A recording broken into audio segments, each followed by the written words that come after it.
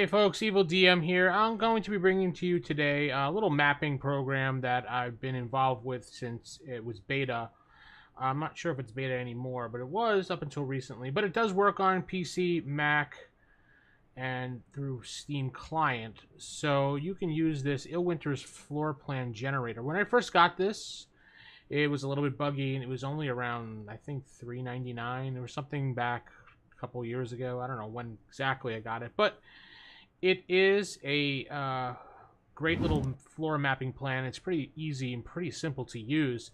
And I'm just going to go over it real quick. I didn't see any actual videos that were kind of up to date with the new software. It was all people doing promotions because they got it for free and things like that. And that really didn't help anybody that was trying to learn this program easily. But start things off, you can head over to Steam store right here, as you can see. And now it's going for about $7. It does go on sale every once in a while. Very positive reviews, and it's really easy to use. So why don't we get into that real quick. Preferences here. So you could choose to have it window, full screen, borderless window screen, blah, blah, blah, fade effect if you want, depending on the graphic quality. I have it set to 60 frames per second. I've not noticed anything really different between these options at all. I usually just keep it at 60. That's pretty standard. 120. I haven't seen any difference between these two or any of these, to be honest. And I never really looked into what the difference was because I really didn't care. But that's me.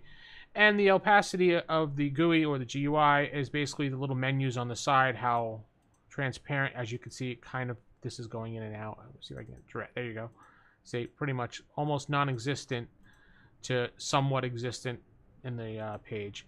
So that's that.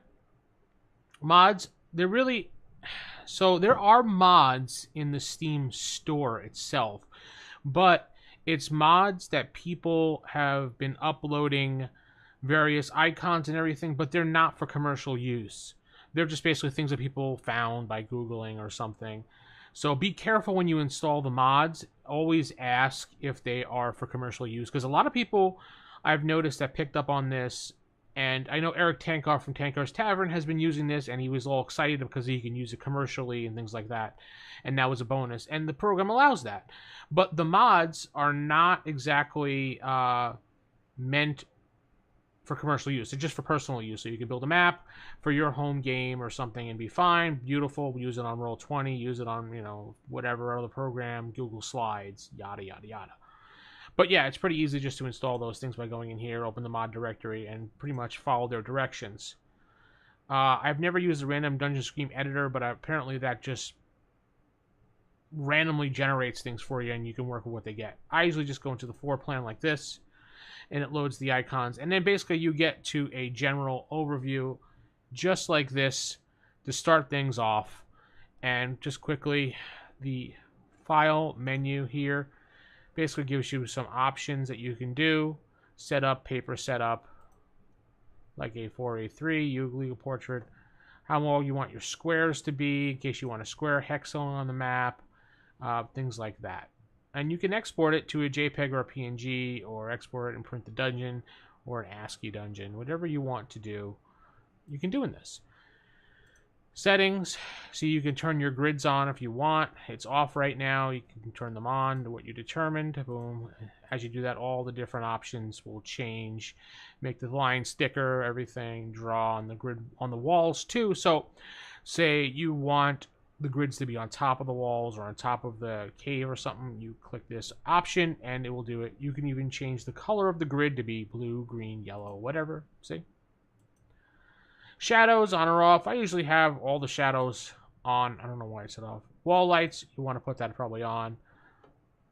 And then you could draw different things as usual colors, or draw them all as white, draw them all as black.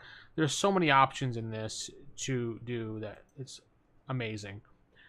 So if you do new dungeon, it'll do the same thing. It'll tell you how big you want. You can do landscape, you can do portrait, then you can decide how big you want it to be. You can go with what they have there, or you can pick anything here, or you can even customize it to whatever you want. It'll ask you.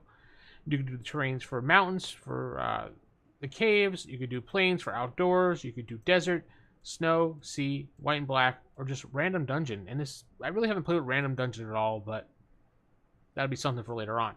So we're just going to go with mountain caves for right now, and we'll go with a 16 by 22 squares. And that gives you that. Okay, so we got there, and you can enlarge. Say I don't like that, so I can just say, all right, I want to cut that down. So as you can see, kind of here in the faded in the background, it's slow. Let's do it forward here. Right. See, going back and forth there, as you can see. And then if you don't like the width, you can just go forward by one square, and then you do that. Obviously, with this map, you use your mouse wheel. You can zoom in really close, see, or really far away to see whatever you're working with. You're probably wondering what these things are up here. That's layers. So right now you're working with one layer, which is this layer. But if you want to have another layer, there's your second layer, which could be underneath or below, depending on how you set the dungeon up. I only just use one layer because my maps aren't that complex, but they can be. But anyway. So after we got done, we have edge paint, which why don't we start here, actually. So with edge paint, or any of these paints here, icons, text, we'll get to that in a second, you have to paint with something. So here's pretty much your palette over here. So you click on that, and here you got all the options you can possibly think of for now until they update these things. But you have it set by outdoor, indoor, space. You can do spacings, but there's only 2 tiles, which kind of makes it meh. You got some walls here for space, that is. And then you got the black and white traditional maps. So you could basically just pick it however you want. Let's just say we're starting outside, and we want to do a 1x1 because that's easier to do. Now it's pretty simple. All you have to really do is click on the map, and you see how it starts adding, and you just drag your mouse. Oh, look at that whole area. Look at that. There's my grassy outline to the cave. Beautiful. Let's say I want to do a bigger area. So you go 3x3. See how it increases 5x5. Paint bucket will fill the entire area up. So just be careful when you click on that option. And then, boom. It's all grassy lands now. Now, say you did that and you're like, oh, crap. Control Z. See?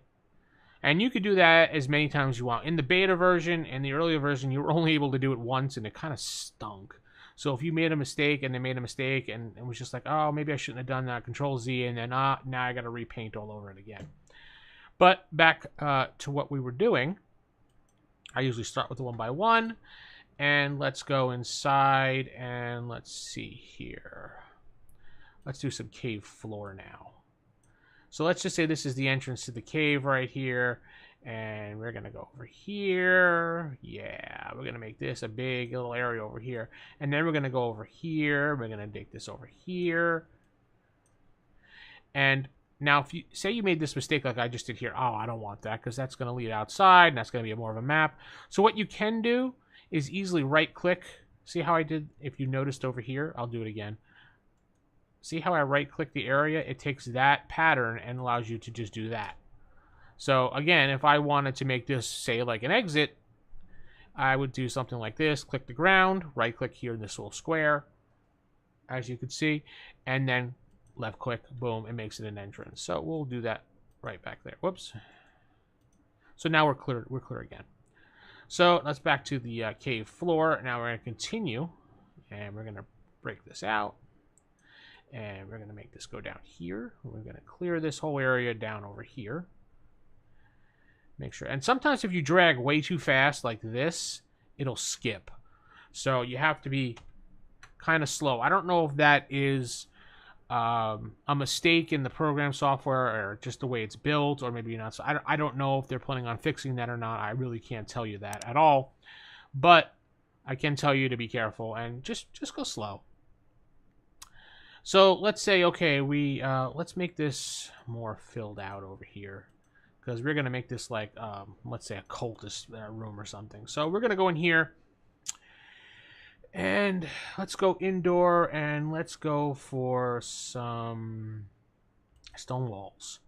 Okay, so say we want to make the stone walls like it's man-made or something. So that's when we use edge.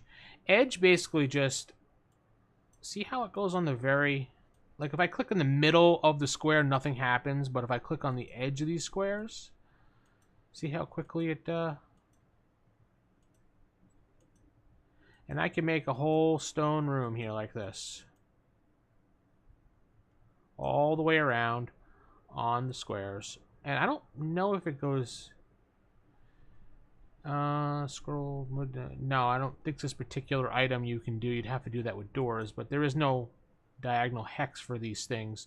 So you would have to do that, and then we can add a door here or something. So let's go over here, and we're going to look for some type of way to use a door. Well, just... Oh, that's right. They added those under icons. So let's go back to stone wall, and we're going to look at icons. So they had them under the patterns before, but now they moved them here. So we got indoors. So we got furniture. You can add all these various little things, altars. It's amazing, all these things. Curtains, tables, rugs, bones, flames, things like that. Fountains, if you want to do, weird things like that. As much as you want to have, black and white icons too, in case you go for the black and white map. So everything you see up there, you probably will see down here for the most part. So let's look for that door. We got a wooden door here. That's a nice thick wooden door. That's a thinner door. Well, we got a really thick door. I'm going to go for a thin door because it's probably going to be like that. And look, we have our door done. Perfect. Now you can put it and say you wanted to move it around. Let me just undo that real quick. But what you can do is control and the mouse wheel and see how it spins around. Yay, look at my door. So you can basically make the door kind of trying to get it in there, but it's not easy to do because it's kind of stuck to the grid, and I haven't figured out a way to turn that off. But you can turn them sideways and place them however you want based upon your map. So there we have our little room so far, and let's go back further in. Let's get a little flavor to that. And what would we have in that room there? Should we get something interesting? Well, we have an altar. Altar 1, which doesn't look that great, and altar 2. Yeah, let's add altar in the corner here. So let's turn that around. Okay, perfect. And you could randomly do it by hitting Z in case you just want to have a little flavor in it. And then there's X to rotate. As you can see up here, all the little options. So C will be a select color filter for it. Select new icon. There's shortcuts for it back and forth. Control I, select a new icon by searching. Oh, they do have a snap the grid off. There we go. I was wondering where that was. So there, so you hit G and it'll get off the grid snap, so you don't have to worry about that anymore. And what you also is a good nifty little thing here if you're the GM is place under walls. Remember how I was telling you how the layers work before? So what you can do is place it under things if you want to by using the carrots or the arrows. And it'll place it under there. So if you have a secret door, you can place it underneath here, and only you as the GM would know about it. And as players are searching with their characters, then you can reveal it and pop it back up if you're using this program at the time. But yeah, you can hide it there and not have to worry about, remembering little notes for yourself if you want. It's up to you. And, oh, the Alt key will size it. So say this altar is too small. I can make it a big altar. Maybe I want to turn that around. It's a little too big now. Maybe I want to put this right in the corner, just like that. Now, jazz it up a little. Maybe we'll put a little flame fires around it. Yeah, there we go. Yeah. So there we go. We have that built for them. We'll say maybe they are. Let's see what else can be in here. Maybe they have a chest in here because they keep all their items. We'll put that in the corner there. Okay, and we'll say that maybe they have a meeting table in here too, because they like to talk business while they do stuff. So we'll just make that a little bit bigger, and that's probably a big table. We'll put that right there. So we have a room that's complete here for the cultists, and you hit escape, it'll just take the icons off and go back to edge paint. But we have that right there. So we have so far what looks like to be somewhat of a dungeon, a cave going on here with maybe some cultists that built their own little room here. So we can get rid of this. Here we go. Okay. Oh, muddy snow. Look at that on the edge there. But we're going to get rid of that because we want to do that. And we want to do 1x1 paint. And we want to get rid of that. So there's our perfect looking little room there. Kind of like that. Looks pretty cool, right? Yeah. All right, so let's get back to the dungeon here. And we'll add a little area over here. Maybe a little room down here. And note the good thing about the edge paint is you can do a small, narrow little path. Though that didn't work out too well, but you could do narrow pathways. So we'll just say that leads to somewhere. But you could do that. It could be really thin. You have to squeeze by or something like that. Or maybe, here's an idea. Lava. Maybe it's a lava flow. See? This could... yeah, I messed that up. But you get the idea. There. Lava flows. Maybe the lava will come out, I don't know, into a pit right here or something. And it just kind of sits there and it drains down to here. I mean, not saying that that's what it'll do, but you never know. Maybe also this over here leads to water. So that's pretty simple. You can just get water and then put that right here. Look at that. Look at that. Now you got something going on over here. Lots of little things you can do. You can add text to it.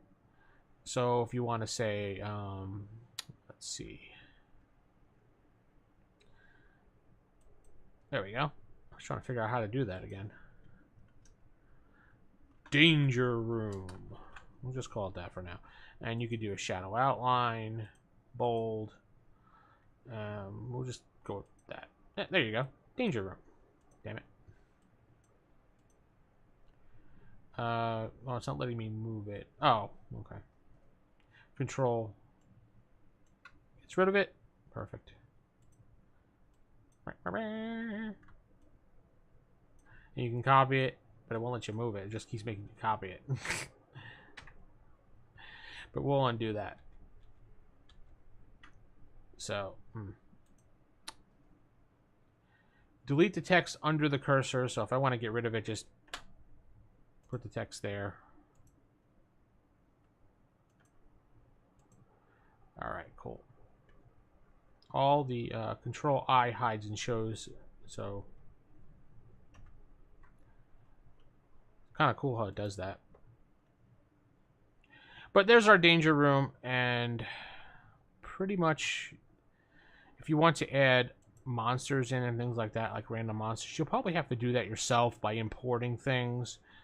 But I mean, for now, that's pretty much what you see here. If you want to add bones, like if you want to maybe some skeletons or something, maybe add some bones here. Yeah. Maybe that you just use that as a reference that they're, you know, burning things for the altar, and those are the